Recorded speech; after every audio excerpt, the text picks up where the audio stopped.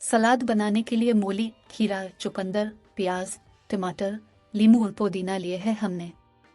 प्याज को बारीक काट लें।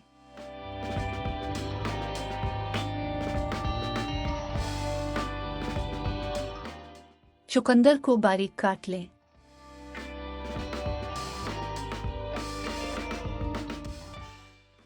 टमाटर को बारीक काट लें।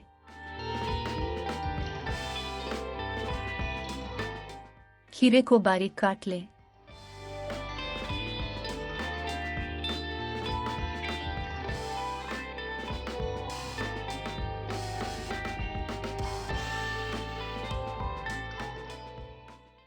मूली को बारीक काट लें।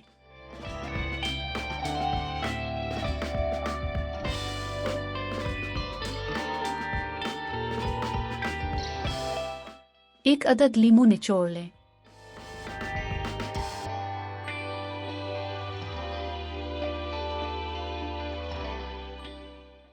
पुदीना बारीक कटा हुआ। नमक हाफ टेबल स्पून।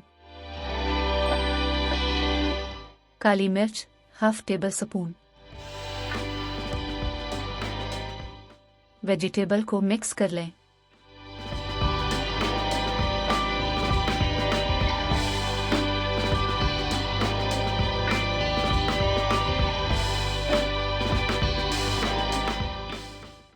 लीजिए, सलाद तैयार है।